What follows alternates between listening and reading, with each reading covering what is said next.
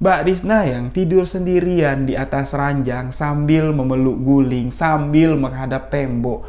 Mbak Risna ini mendengar suara dengkuran dan nafas pas sekali berada di hadapan si Mbak Risna. Seperti orang mendengkur dengan napas yang nyembur ke mukanya si Mbak Risna.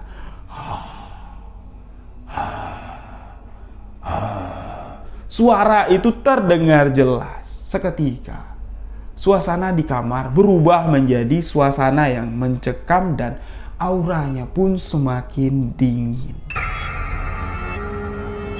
Aroma busuk pun di sini tercium sangat pekat sekali. Mbak Risna tertegun, tidak bisa berteriak, tidak bisa bergerak. Bola matanya menatap sepasang bola mata yang menyorot merah. Apa yang dilihat Mbak Risna ternyata adalah sosok pocong yang ada di balik pohon pisang.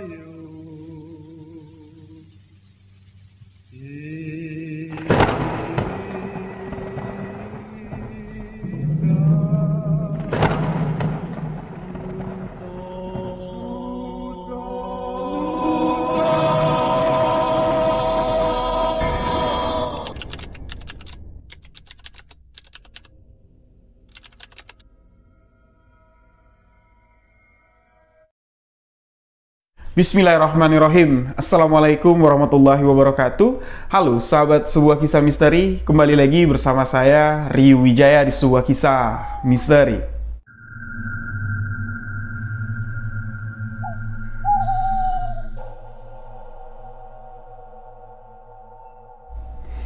Di video sebuah kisah misteri kali ini, seperti biasa, satu kisah misteri yang dikirim oleh sahabat akan saya bawakan. Yang mana kisah ini dikirim oleh sahabat misteri yang tinggal di Jakarta, Mbak Risna namanya. Beliau ingin membagikan satu pengalaman misteri, kejadian misteri yang dialami langsung oleh Mbak Risna. Kejadian ini baru-baru saja terjadi di tahun 2022 ini, tepatnya di bulan Juli saat perayaan Hari Raya Idul Adha. Apa yang dialami oleh Mbak Risna ini cukup mengerikan ketika Mbak Risna mengunjungi rumah nenek yang ada di kota Bandung. Mbak Risna melihat penampakan pocong yang sangat mengerikan sekali. Jadi, bagaimana kisah penampakan pocong yang dilihat oleh Mbak Risna di rumah nenek? Simak hanya di sebuah kisah misteri.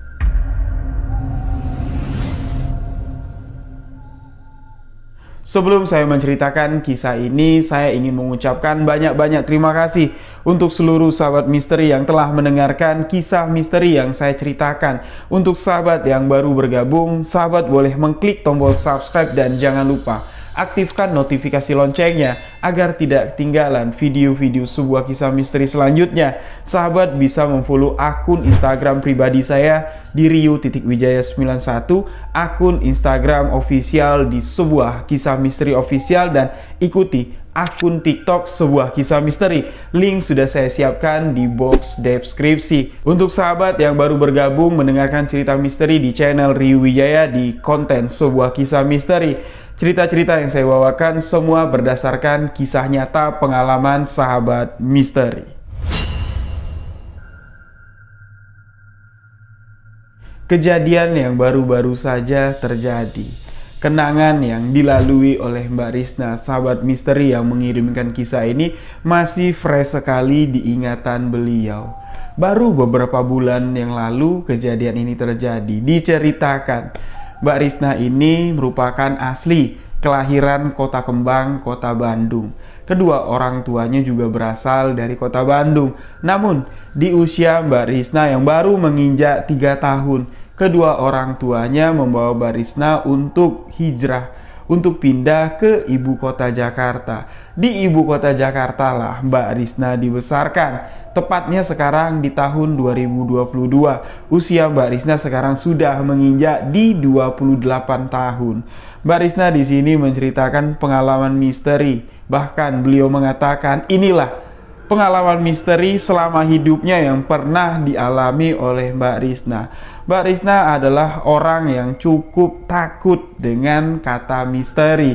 Jangankan untuk mengalami sebuah peristiwa yang akan diceritakan di video ini yang cukup mengerikan, kalau saya bilang, untuk menonton film horor, Mbak Rizna bahkan tidak pernah untuk menonton film-film yang bergenre horor. Karena Mbak Rizna menganggap ketakutan seseorang akan sesuatu yang fiksi yang digambarkan di dalam film horor, baik itu kisah film horor yang diangkat dari kisah nyata. Namun kejadian-kejadian horor seperti penampakan pocong, penampakan kuntilanak, teror-teror hantu, semua itu dianggap oleh Mbak Rizna adalah semua adegan fiksi.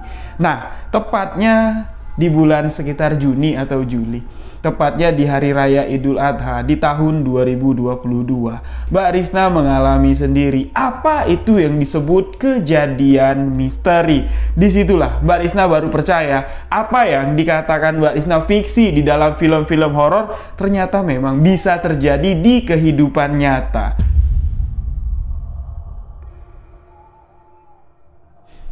Kejadian ini bermula ketika kedua orang tua Mbak Rizna mengajak Mbak Rizna untuk merayakan Hari Raya Idul Adha di Bandung. Karena 2 tahun belakangan, kedua orang tua Mbak Rizna tidak dapat pulang ke Bandung, ke kampung halamannya, karena COVID-19 yang cukup parah melanda Indonesia. Yang mana penyekatan untuk mudik pada saat itu memang sangat ketat sekali, dan kedua orang tua Mbak Rizna di 2 tahun belakangan ini cuman merayakan Hari Raya Idul Fitri, Idul Adha itu cuman melalui video call.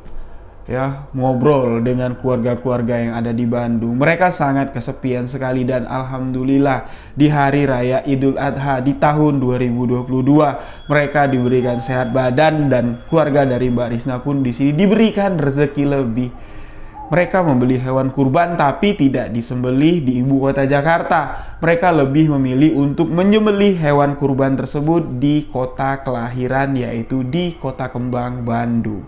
Disinilah perjalanan Mbak Rizna dan kedua orang tuanya dimulai untuk pulang ke Bandung. Setelah menunaikan sholat Id di ibu kota Jakarta, Mbak Rizna yang merupakan seorang anak tunggal dari keluarga tersebut berangkat menuju ke Bandung di tengah hari, kurang lebih sekitar jam 12, masuk di jam 1 siang. Perjalanan cukup panjang. Malam barulah Mbak Rizna dan ibu bapaknya tiba di Bandung ke kediaman nenek dari Mbak Rizna.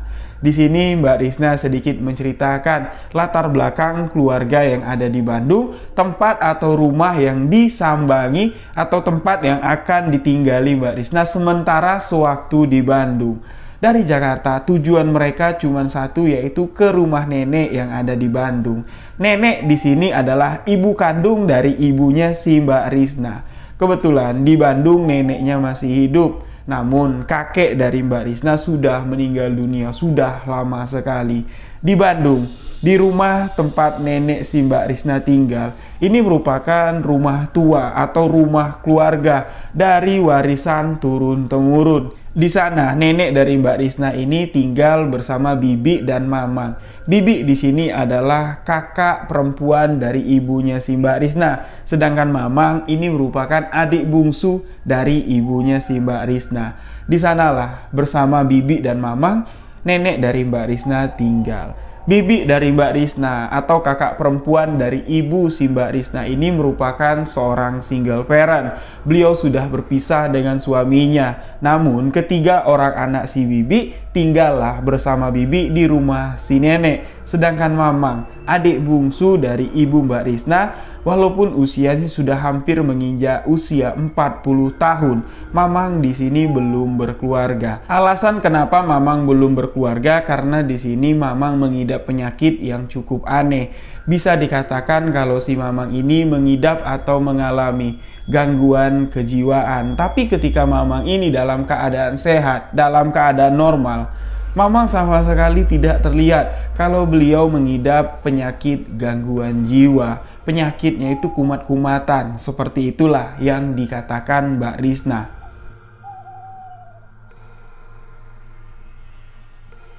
Dengan alasan penyakit yang diderita oleh si Mamang, makanya si Mamang di usianya yang sudah hampir menginjak 40 tahun, beliau belum berkeluarga. Tinggallah si Mamang tadi dengan si nenek. Mbak Risna di sini mengatakan, si Mamang adik bungsu dari ibunya si Mbak Risna. Walaupun seluruh anggota keluarga, tetangga-tetangga tahu kalau Mamang ini mengidap sedikit penyakit gangguan kejiwaan lah kita katakan di sini. Ketika si Mamang ini dalam keadaan sehat, penyakitnya tidak kumat, Mamang ini dapat berinteraksi dengan seluruh anggota keluarga, dapat berinteraksi dengan tetangga-tetangga, ya layaknya seperti orang pada umumnya. Namun, di hari-hari tertentu, di waktu-waktu tertentu, ketika penyakit si Mamang ini kambuh, Mamang layaknya seperti orang yang sedang berhalusinasi. Ketakutan yang dirasakan si Mamang ini sangat besar sekali. Seakan-akan yang dilihat sama Mamang, yang ada di sekitaran Mamang, itu adalah sosok-sosok yang sangat mengerikan sekali. Bahkan kalau ditanya, Mamang sendiri tidak dapat menggambarkan apa yang dia lihat, apa yang ditakutinya. Sama sekali dia tidak dapat menggambarkan situasi tersebut. Mamang sudah beberapa kali dibawa untuk berobat. Mulai dari pengobatan medis, Mamang sampai 2 kali nginep di rumah sakit jiwa. Tapi dokter yang ada di rumah sakit jiwa mengatakan sebenarnya kondisi kejiwaan dari si Mamang ini ya baik-baik saja, cuman tingkat dari halusinasi atau emosi dari Mamang memang di sini tidak normal seperti orang pada umumnya. Gejolak emosinya ketika dia merasa ketakutan. Tapi pihak dokter ini tidak tahu penyebab ketakutan dari si Mamang ini apa. Memang ketika ketakutan itu datang, dia berlaku layaknya seperti orang mengalami gangguan kejiwaan. Dibawa untuk berobat non medis, dibawa ke orang pinter, dibawa ke kiai, dibawa ke dukun. Semua jalur alternatif sudah dicoba, namun hasilnya tetap nihil. Penyakit dari si Mamang tidak dapat disembuhkan. Cuman clue yang diberikan oleh orang-orang yang memiliki kemampuan spiritual mengatakan kalau Mamang ini ketempelan sosok gaib. Sosok gaib itulah yang menghantui, yang memberikan rasa ketakutan, mewujudkan dirinya yang membuat Mamang ini ketakutan. Namun sosok gaib itu tidak mau pergi, tidak mau keluar dari kehidupan si Mamang. Sudah beberapa kali dicoba ritual-ritual spiritual atau ritual-ritual untuk pelepasan sosok makhluk gaib itu sudah dilakukan, tapi hasilnya tetap nihil. Di malam kedatangan Mbak Risna beserta kedua orang tuanya, kedatangan mereka sudah ditunggu oleh si nenek dari sore hari. Karena nenek mengira mungkin habis maghrib si Risna sama ibu bapaknya udah sampai ke sini. Namun perjalanan mereka terhambat karena jalur yang cukup padat. Mereka sampai ke kota Bandung, tepatnya ke rumah nenek ini hampir jam 10, masuk di jam 11 malam. Di waktu yang sudah lumayan larut, keluarga tersebut masih menanti Mbak Risna. Bibi dari Mbak Risna dan ketiga orang anaknya ini masih melek. Nenek di sini masih segar nungguin cucunya yang udah 2 tahun nggak ketemu, termasuk di sini Mamang. Mamang pada malam itu masih dalam keadaan kondisi sehat, kejiwaannya normal, dan ketika Mbak Risna datang, seluruh keluarga tersebut menyambut dengan pelukan hangat, termasuk si Mamang. Malam itu pun dilalui dengan Mbak Risna sedikit bencengkrama dengan keluarga yang ada di Bandung, dan Mbak Risna memutuskan untuk beristirahat. Sedikit gambaran rumah nenek akan diberikan oleh Mbak Risna. Rumah itu tidak terletak di pinggir jalan, tidak. Memang terletak di tengah-tengah kampung. Kondisinya kalau malam cukup sunyi, dan yang pasti dan yang jelas, kondisi malam di ibu kota Jakarta ini sangat berbeda dengan kota kembang Bandung. Dingin sekali. Itu yang dirasakan Mbak Risna. Rumah si nenek, rumah yang cukup besar. bangunan-bangunan tua. Namun, kondisi lingkungan atau kondisi bangunan dari rumah tersebut masih tetap terawat. Di bagian depan itu ada seperti gudang atau yang sekarang dijadikan garasi. Disitulah mobil si Bibi diparkir, mobil dari keluarga Mbak Risna diparkir. Masuk dari pintu garasi itu langsung disambut dengan ruang keluarga. Ruang keluarga yang cukup besar dengan ornamen-ornamen yang cukup vintage. Seluruh yang ada di ruang keluarga tersebut, mulai dari kursi, mulai dari lemari, itu adalah peninggalan di zaman dahulu kala, yang mana rumah tersebut bukan asli bangunan yang dibangun kakek dan nenek Mbak Risna. Itu adalah warisan dari buyut Mbak Risna, rumah turun-temurun. Di rumah tersebut memiliki 5 kamar, rumah yang cukup besar, dan di bagian belakang rumah itu ada kebun. Luas kebun yang ada di belakang rumah ini Mbak Risna tidak bisa menggambarkan berapa luasnya, tapi cukup luas.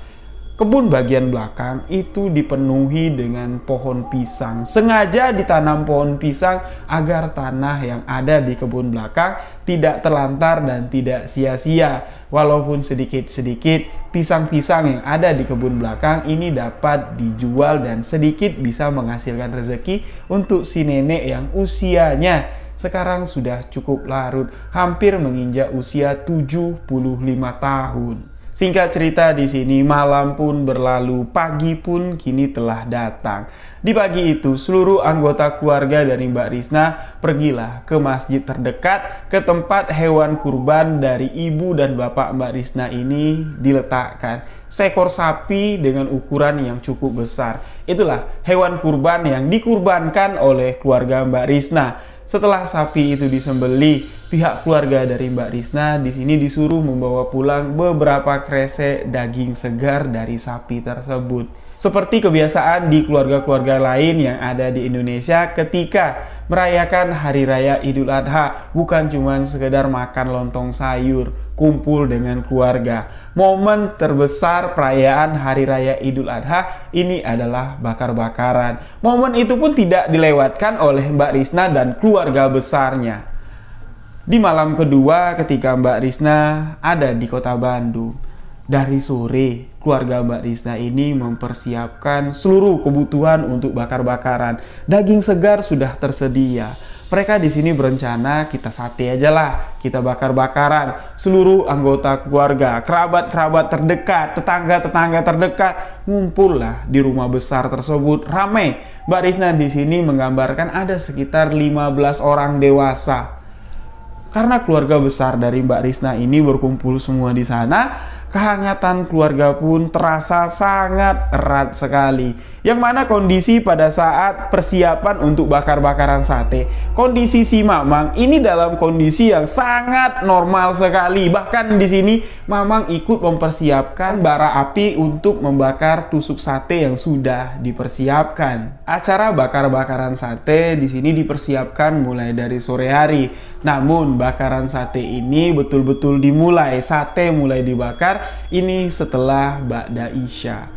Semua anggota keluarga berkumpul lah. Namun di sini ketika sate itu tengah dibakar, Mbak Risna diperintahkan ibunya, "Ris, kamu ke belakang Gi, ambil beberapa pelepah daun pisang buat nanti tataan sate kalau yang udah matang." Mbak Risna pun di sini dengan cekatan lah mengambil senter, bawa sebilah pisau, pergilah ke belakang dengan ditemani seorang gadis belia yang bernama Nia. Nia merupakan keponakan dari si Mbak Risna. Bahasanya apa ya kalau di Jawa Barat ya? Anak perempuan dari bibi. Kalau kami di Jambi ini masih anak kepenaan namanya. Kita sebut sajalah keponaan si Mbak Risna ini dengan sebutan Nia. Anak gadis belia yang baru berusia sekitar 16 tahun. Menemani Mbak Risna ke belakang, ke bagian kebun belakang di rumah si nenek. Malam itu cukup gelap. Cuaca cukup dingin, dengan senter sebagai sumber penerangan, Mbak Risna memegang senter, berjalan dengan PD-nya ke belakang, yang dikira Mbak Risna, si Nia ini akan mengawal atau nemenin Mbak Risna ke belakang. Tapi tahu-taunya setelah melewati bagian rumah belakang, si Nia ini nggak ada suara. Dilihat sama si Mbak Risna, loh, Nia kemana? Nggak tahu Nia ini hilang kemana. Mbak Risna sempat manggil, Nia, Dek, kamu di mana? Yuk temanin Mbak ke belakang. Tapi sama sekali Nia ini tidak menyaut panggilan dari si Mbak Risna. Beliau pun di sini memberanikan diri lah, berjalan sendirian menuju ke kebun belakang rumah nenek. Suasana yang ada di kebun belakang ini cukup sunyi, cukup dingin, agak sedikit horor ketika Mbak Risna melewati sumur tua yang ada di belakang rumah. Suasana gelap di sini membuat Mbak Risna ini agak sedikit bingung. Di manalah aku ngambil pelepah pisang? Sedangkan pohon-pohon pisang yang ada di belakang rumah nenek ini tinggi-tinggi sekali. Yang ada di pinggiran rumah, yang ada di dekat pekarangan belakang rumah, itu tinggi-tinggi semua pohonnya. Mbak Risna pun di sini melangkahkan kakinya untuk masuk lebih jauh ke tengah-tengah perkebunan pisang. Di sanalah beliau baru menemukan pohon-pohon pisang yang tingginya bisa digapai sama si Mbak Risna. Satu pelepah pisang diambil oleh Mbak Risna. Beliau di sini menceritakan reka adegan ketika Mbak Risna mengambil pelepah pisang. Karena Mbak Risna ini tidak ada yang nyenterin. Suasana yang ada di sana gelap sekali. Senter yang dibawa sama Mbak Risna ditaruhlah di tanah. Arah cahayanya untuk nyorot pelepah pisang yang akan dipotong atau diambil sama Mbak Risna. Ya, dipegang pelepah itu, dipotong dengan pisau, pelepah itu ditaruh ke bawah. Karena satu pohon pisang itu daun mudanya tidak banyak, ya cuma 1 atau 2 pelepah yang daun muda, selebihnya itu daun tua yang sudah pecah-pecah. Itu tidak layak kalau untuk dijadikan tatakan makanan. Mbak Risna pun di sini meninggalkan pohon pertama, senter di bawah. Tapi pelepah yang sudah dipotong itu masih ditaruh di tempat tadi dia menaruhnya. Pikiran Mbak Risna, nantilah aku ambil ke ujung dulu, pas pulang baru pelepah-pelepah pisang ini aku kumpulin. Berjalan lagi, Mbak Risna maju ke depan beberapa langkah, ketemu lagi pohon pisang yang daunnya bisa digapai oleh Mbak Risna. Diambil sama Mbak Risna.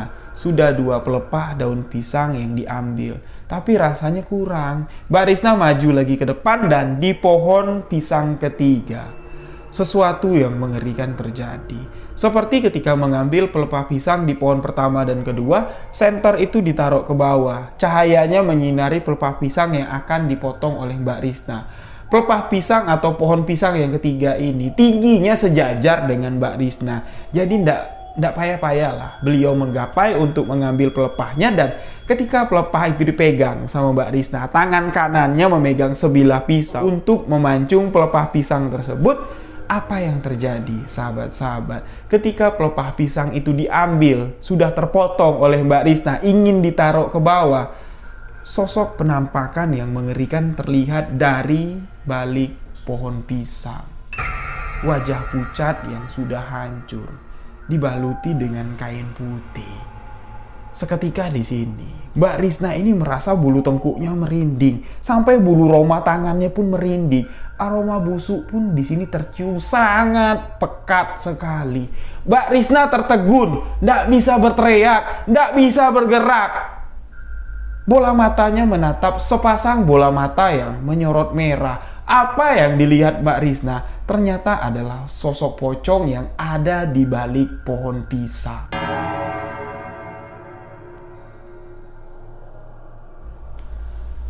Sosok pocong itu tidak terlihat utuh, hanya bagian kepalanya saja yang terlihat. Seakan-akan pocong itu tingginya sama tinggi dengan Mbak Risna. Beberapa menit Mbak Risna ini tertegun, tidak dapat bergerak sama sekali. Sampai pocong ini bergeser, yang tadinya cuma kepalanya saja terlihat, ini seolah-olah bergeser ingin menunjukkan tubuh si pocong ini seutuhnya. Disitulah Mbak Risna baru dapat melihat. Dari bagian kepala si pocong dengan seperti kain yang terikat, melihat utuh sampai ke bawah, dan pocong itu sama sekali tidak menginjakkan kakinya ke bumi, seakan-akan melayang-layang. Dan disitulah Mbak Risna baru dapat bergerak. Sosok pocong itu seketika menghilang, seperti hilangnya itu ditiup angin, sama sekali tidak menghilang secara langsung, tapi menjauh, dan sosok itu menghilang. barulah di sini Mbak Risna dapat bergerak. Mbak Risna meninggalkan pohon pisang tersebut, meninggalkan kebun pisang tersebut, berlari dalam keadaan gelap. Senternya ndak inget lagi Mbak Risna. Pelepah-pelepah pisang yang sudah ditebang, sudah diambil oleh Mbak Risna, ini udah nggak keinget lagi. Mbak Risna cuma berpikir ingin cepat sampai ke tempat ibunya. Karena rasa takut yang sangat mengerikan sekali. Dengan wajah ketakutan, dengan tubuh yang gemetar, Mbak Risna ini berlari dari kebun belakang rumah nenek sampailah ke bagian depan rumah nenek, yang mana di sana cukup ramai. Orang-orang berkumpul menunggu kedatangan Mbak Risna membawa pelepah-pelepah pisang untuk dijadikan ala sate yang sudah matang. Di sini juga ada si Mamang yang masih dalam keadaan membantu untuk membakar sate-sate yang ada di sana. Ketika Mbak Risna ini sudah sampai ke tengah orang-orang yang ramai ini, si Mamang di sini bereaksi dengan tingkah laku yang sedikit aneh. Belum lagi Mbak Risna ini menceritakan apa yang dialaminya. Sontak di sini terdengar teriakan dari paman yang berdiri kaku menatap ke arah si Mbak Risna. Teriakan yang cukup mengagetkan Mbak Risna. Pergi! Pergi! Pergi kamu dari sini! Di situ paman langsung pergi, meninggalkan kerumunan orang ramai, masuk ke dalam kamarnya dengan membanting pintu. Sontak di sini membuat Mbak Risna ketakutan. Siapa yang diusir oleh si Mamang? Nenek pun di sini berdiri mendekat ke arah Mbak Risna, bertanya, "Kamu kenapa? Mana si Nia? Mana daun pisang yang kamu ambil tadi?" "Nek, aku nggak tahu Nia kemana. Aku barusan ngelihat." Sebelum Mbak Risna mengatakan pocong, si nenek ini tadi bilang, "Shh, duduk di sini. Nenek tahu apa yang kamu lihat tadi." Seakan-akan di sini membuat Mbak Risna kebingungan. Seakan-akan apa yang terjadi kepada Mbak Risna sudah diketahui oleh si nenek. Tahu dari mana? Beliau saja belum menceritakan kepada semua orang yang ada di sana. Ibunya si Mbak Risna pun di sini menegaskan, "Ya sudah, duduk. Kamu ikutin aja apa yang dikatakan oleh si nenek." Nah, ketika Mbak Risna sudah duduk di samping si nenek, Mbak Risna pun bertanya, "Kok Mamang kayak gitu, Nek? Ngelihat aku dengan ketakutan, ngusir aku. Apa yang terjadi sama si Mamang?" Nenek pun di sini menceritakan, "Bukan kamu yang diusir sama si Mamang. Kamu jangan ambil hati. Kamu tahu kondisi Mamang kamu gimana. Ya sudah, nanti setelah acara ini besoklah nenek ceritain apa yang sebenarnya terjadi." Tidak lama setelah si nenek mengatakan hal tersebut, kucuk-kucuk si Nia ini tadi muncul dari arah belakang menyapa si Mbak Risna. Teteh kemana? Aku susulin ke kebun belakang, kok Teteh nggak ada? Kamu yang aku tanya kemana? Bukannya kamu tadi nemenin aku, malah kamu ngilang. Aku kebelet tadi Teh, mau buang air kecil, aku ke WC dulu. Terus aku keluar dari WC, aku nggak ngeliat Teteh, aku cuma ngeliat sinar senter, aku samperin, nggak ada siapa-siapa di sana. Mbak Risna di sini cuma bisa terduduk lesu. Nah, setelah malam itu berakhir, suasana yang ada di sana berubah. Yang tadinya suasana penuh kehangatan keluarga, penuh canda tawa untuk menyelesaikan acara bakar-bakaran.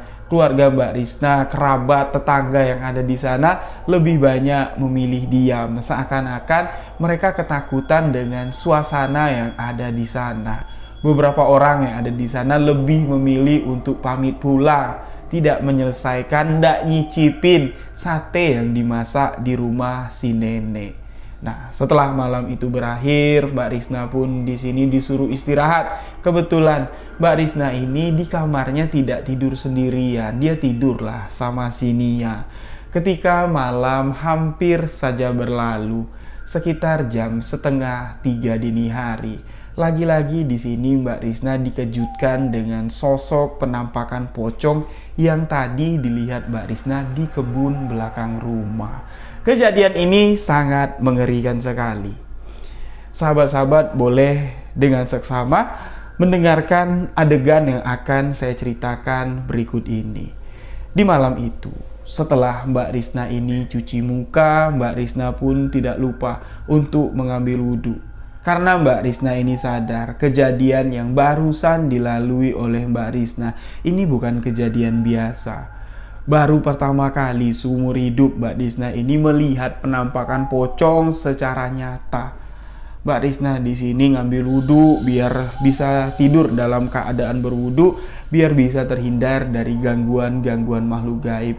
Di kamar itu Mbak Risna ini tidur sama si Nia, yang mana kebiasaan dari si Mbak Risna, pertama, dia ndak bisa tidur berdua. Yang kedua, Mbak Risna ini tidak bisa tidur tanpa memeluk guling.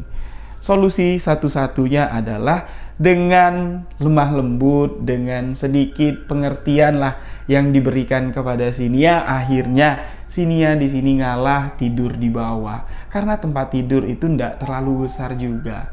Nia ngalah tidur di bawah, Mbak Risna tidur sendirian lah di atas tempat tidur dengan selimut, dengan memeluk sebuah guling. Mbak Risna tertidur dengan lelap sekali, tapi kurang lebih sekitar jam setengah dini hari, Mbak Risna yang tidur sendirian di atas ranjang sambil memeluk guling, sambil menghadap tembok. Mbak Risna ini mendengar suara dengkuran dan nafas pas sekali berada di hadapan si Mbak Risna.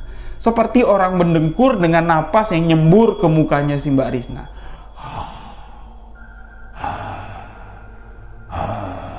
Suara itu terdengar jelas. Seketika suasana di kamar berubah menjadi suasana yang mencekam dan auranya pun semakin dingin. Mbak Risna yang sudah sadar kalau situasi yang sedang terjadi ini bukan situasi yang normal, tapi beliau belum berani membuka matanya. Malah di sini Mbak Risna memeluk erat guling yang dipeluk sama Mbak Risna. Dengan posisi Mbak Risna ini masih menghadap tembok, membelakangi Nia yang tidur di bawah ranjang. Tapi semakin Mbak Risna ini memeluk erat guling tersebut, guling yang dipeluk Mbak Risna terasa dingin dan aura nafas dan suara dengkuran itu terdengar semakin jelas. Ketika Mbak Risna membuka mata, bukan guling yang dipeluk Mbak Risna, melainkan sosok pocong. Mbak Risna yang sadar kalau yang dipeluknya ini bukan guling, melainkan sosok pocong yang menakutkan. Mbak Risna pun di sini berteriak minta tolong. Tolong! Ya! Nia! Tolong teteh Nia! Nia pun yang tidur di bawah ranjang, sontak di sini langsung lompat ke atas tempat tidur ngebangunin si Mbak Risna. Ternyata apa yang dialami Mbak Risna ini cuman perasaan Mbak Risna saja, cuman gangguan dari makhluk gaib tersebut. Yang dipeluk Mbak Risna itu masih guling yang normal pada umumnya. Tapi memang di sini Nia mengatakan, sebelum kita tidur tadi Nia sudah mendengar suara-suara aneh yang ada di belakang kamar, yang mana di balik jendela kamar tempat tidur Nia dan si Mbak Risna ini mengarah langsung, menghadap langsung ke kebun pisang yang ada di belakang rumah nenek. Dengan teriakan yang cukup keras, teriakan yang histeris, teriakan Mbak Risna yang minta tolong. Di sini membuat seluruh anggota keluarga yang ada di rumah tersebut terbangun, termasuk si nenek. Setelah diceritakan apa yang dialami oleh si Mbak Risna, nenek pun di sini menyuruh, ya udah, kamu pindah ke kamar nenek, tidur sama nenek. Mbak Risna pun di sini pindah tidur ke kamar si nenek, tapi setelah terbangun di jam 2:30 dini hari, Mbak Risna sama sekali tidak dapat tertidur. Di momen itulah si nenek menceritakan semua apa yang sebenarnya terjadi di rumah tersebut, apa yang sebenarnya terjadi kepada si mama. Dari jam 2:30 dini hari, si nenek ini menceritakan sesuatu kejadian yang sangat mengerikan sekali yang pernah terjadi di rumah tersebut. Si nenek mengatakan, mungkin kamu ndak tahu alasan kenapa si Mamang berperilaku aneh. Penyakit yang ada di dalam diri Mamang kamu ini dia dapat dari dia kecil. Dari usia 12 tahun Mamang kamu sudah mengalami Apa yang kamu lihat sekarang, emosinya tidak stabil, sering ketakutan sendiri, itu semua bukan karena tidak ada alasan. Semuanya ada alasannya. Alasannya adalah tempat di mana kamu melihat sosok pocong yang ada di belakang rumah nenek, di perkebunan pisang. Si nenek di sini menjelaskan, rumah ini bukan rumah hasil dibangun oleh almarhum kakek kamu, bukan. Melainkan ini adalah warisan dari buyut kamu, dari ibu dan bapak si nenek. Ketika nenek lahir, nenek dilahirkan di rumah ini, dibesarkan di rumah ini, semasa almarhumah buyut kamu masih hidup. Nenek tidak dilarang, anak-anak mereka tidak dilarang mau main di bagian rumah ini, terserah mau main di mana. Cuman satu yang dilarang oleh mereka. Kalian boleh main ke belakang rumah, tapi lihat-lihat, ingat-ingat, ada makam keramat yang ada di sana. Jangan kalian apa-apain, jangan kalian kotori. Itu pesan dari kakek buyut kamu. Tapi di sini, ketika kakek buyut kamu sudah meninggal dunia, ketika rumah ini nenek tempatin, ketika paman kamu sudah beranjak dewasa, di usianya sekitar usia 12-13 tahun, yang mana beliau adalah satu-satunya anak laki-laki di rumah ini. Semasa almarhum kakek kamu hidup, paman kamu sangat dimanja sekali. Dimanja sekali. Apa yang dia inginkan itu dikasih. Tidak pernah ditolak, tidak pernah dibilang enggak. Semuanya dikasih hingga pada satu ketika akibat terlalu dimanja, si mamang kamu melakukan sebuah kesalahan yang membuat kehidupannya jadi seperti sekarang. Kejadian itu sore hari ketika nenek sama kakek kamu itu lagi tidak ada di rumah. Kami percaya ninggalin mamang kamu main sama teman-temannya. Mamang kamu main sama 3 orang temannya, semuanya laki-laki, berempat main di belakang rumah. Yang mana pada zaman mamang kamu masih kecil, mainan anak-anak itu tidak sebanyak kayak di zaman sekarang. Semua bisa serba dibeli, mobil-mobilan itu dibeli, robot-robotan itu dibeli. Tapi pada zaman mamang kamu masih kecil, anak-anak kecil itu semuanya pada kreatif. Semua mainan itu dibuat handmade kalau bahasa sekarang. Jadi mainlah mereka di belakang rumah nenek ini, main di perkebunan pisang, yang mana mamang kamu ini sudah diwanti-wanti sama almarhum kakek kamu, Jang, kalau kamu main di kebun pisang belakang, kamu jangan sampai main ke bagian makam keramat. Mainlah di sekitaran kebun, apa yang mau kamu ambil. Tapi jangan sampai kamu main mendekati makam keramat yang ada di sana. Si mamang kamu mengatakan iya. Tapi ketika hari itu mamang kamu main dengan ketiga orang temannya, ketika nenek, kakek, ibu kamu, bibi kamu tidak ada di rumah, mamang kamu main ke area makam keramat. Dan apa yang dilakukannya? Batu nisan dari makam keramat tersebut dicabut oleh mamang kamu. Alangkah kakek kamu terkejut ketika sore hari kakek kamu mau bersih-bersih kebun, mau bakar sampah. Kakek kamu mencari, loh kok ini batu nisannya tinggal satu. Kemana batu nisan yang satu lagi? Terlihat di sekitaran makam keramat tersebut itu ada pelepah pisang yang dicincang-cincang. Terlihat ada bekas orang yang sedang main di sana. Otomatis di sini kakek kamu langsung menebak, jangan-jangan si mamang. Dipanggillah si mamang, dicari ke dalam kamarnya. Ketika dicari ke dalam kamar pada sore hari itu, si mamang kamu sudah menggigil. Panas tinggi, seakan-akan demam menyerang tubuh mamang kamu. Kakekmu yang sadar dengan apa yang terjadi lekas membawa mamang pergi ke rumah Pak Ustadz. Sesampainya di rumah Pak Ustadz, si mamang ini dibacakan ayat-ayat suci Al-Quran, diruqyah. Tapi keadaan mamang kamu sama sekali tidak berubah. Pak Ustadz mengatakan kalau mamang ini ketempelan atau mamang ini keteguran. Mudah-mudahan sajalah nanti keteguran mamang ini bisa lepas dengan sendirinya. Karena ketika dibacakan ayat-ayat ruqyah, Sosok itu sama sekali tidak bergerak dari tubuh si Mamang. Seakan-akan si Mamang ini ditempelin bukan karena tidak ada alasan. Karena Mamang ini sudah melakukan kesalahan. Apa yang terjadi sama si Mamang ini juga dialami oleh ketiga orang temannya. Semua bocah-bocah yang main di makam keramat pada sore hari itu penyakitnya sama, gejalanya sama, tapi mereka bisa disembuhkan. Mamang kamu yang tidak bisa disembuhkan karena beliaulah yang mencabut batu nisan tersebut. Beberapa malam setelah kejadian itu, kakek kamu bermimpi didatangi oleh sosok yang cukup mengerikan. Sosok itu menggambarkan sebuah peristiwa kejadian yang menakutkan, yang mana kejadian itu berada atau terjadi di sekitaran kebun belakang rumah yang digambarkan kakek kamu itu di lokasi makam keramat. Kakek kamu melihat kalau Mamang sedang tiduran di bawah pohon pisang dan tiba-tiba kepalanya ketibanan batu yang cukup besar. Mamang kamu menggelepar dengan mengeluarkan darah yang cukup banyak dari kepalanya. Seperti itulah kejadian ketika Mamang kamu masih kecil, ketika Mamang kamu kumat penyakitnya, gelepar-gelepar seperti orang epilepsi.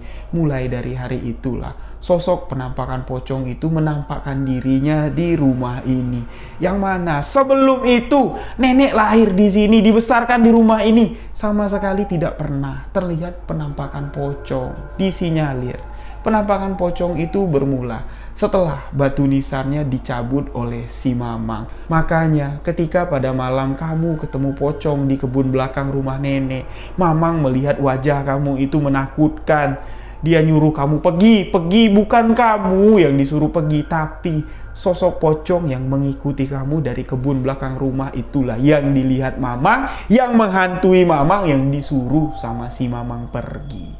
Warga-warga yang ada di sekitar rumah, yang ada di lingkungan tempat rumah nenek ini, mereka semua sudah tahu kalau pocong yang gentayangan di sekitar sini itu pocong yang berasal dari kuburan keramat di belakang rumah nenek.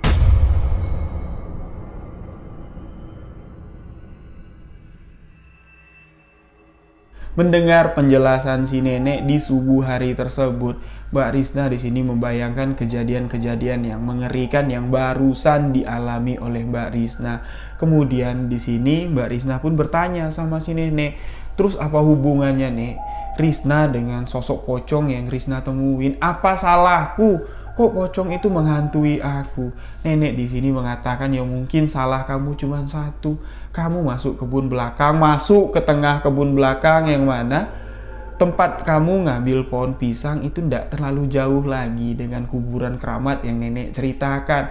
Mungkin kamu tidak pamit-pamit, kamu tidak ngomong-ngomong permisi, pamit, kamu main nyelonong aja masuk ke sana. Tapi tidak apa-apa, mudah-mudahan sosok pocong yang menakut-nakutin kamu itu tidak membahayakan kamu. Besok pagi-pagi biar nenek suruh ibu bapak kamu bawa kamu ke tempat Pak Ustadz. Mbak Risna di sini mengatakan, ndaklah nek, aku mau pulang besok pagi-pagi setelah ibu bapak bangun. Aku mau pulang ke Jakarta nek, aku takut nek, aku takut. Iya, kamu pulanglah, tapi setelah kamu diruqyah. Karena menurut si nenek, dengan cara meruqyah Mbak Risna lah, sosok itu bisa terlepas dari kehidupan si Mbak Risna. Ketakutan nenek terhadap cucu perempuannya ini, takutnya sosok itu bisa mengikuti si Mbak Risna sampai ke Jakarta nanti. Nah, di pagi harinya setelah semuanya bangun, semuanya sarapan, tapi di sini si Mamang masih tidak mau keluar dari kamar, tidak mau bertemu sama si Mbak Risna, masih ketakutan. Mbak Risna di sini langsung ngajak ibu bapaknya pulang. Ayolah bu, pulang bu. Ayolah pak, pulang. Aku tidak mau di sini. Aku takut nek ya. Aku pulang nek ya. Tapi si nenek mengatakan, iya, kalian pulang. Tapi nanti setelah kamu pulang dari rumah Pak Kiai, bawalah anak kamu pergi ke tempat Pak Kiai sana, minta didoain, minta diruqyah, baru kalian pulang ke Jakarta. Singkat cerita, setelah sampai di rumah Pak Kiai, ruqyah pun dilakukan. Pak Kiai mengatakan apa yang dikatakan nenek memang benar. sosok itu nempel sama kamu, tapi insya Allah setelah diruqyah, sosok itu bisa terlepas dari kehidupan kamu. Setelah selesai diruqyah, hari di sini sudah semakin sore, senja sudah turun, ba'da maghrib lah. Mbak Risna, ibu dan bapaknya baru bertolak dari rumah si nenek menuju ke ibu kota Jakarta. Menurut pengakuan dari Mbak Risna, sebelum Mbak Risna ini keluar dari kota Bandung, Mbak Risna masih melihat di sekitarnya. Dari kaca mobil, dari gelapnya malam untuk keluar dari kampung si nenek, beliau masih melihat ada sosok bayangan putih yang mengikuti mobil si Mbak Risna. Wallahu alam, apakah itu sosok pocong atau cuman ketakutan yang dirasakan oleh Mbak Risna. Tapi alhamdulillah, setelah sampai di rumah, setelah sampai ke ibu kota, Mbak Risna tidak pernah mengalami lagi gangguan dari pocong rumah nenek. Dan di akhir tulisan yang dikirim ke alamat email sebuah kisah misteri yang ditulis oleh Mbak Risna, di sini beliau meminta ke seluruh sahabat misteri yang mendengarkan cerita ini, minta doa untuk kesembuhan mamang dari si Mbak Risna.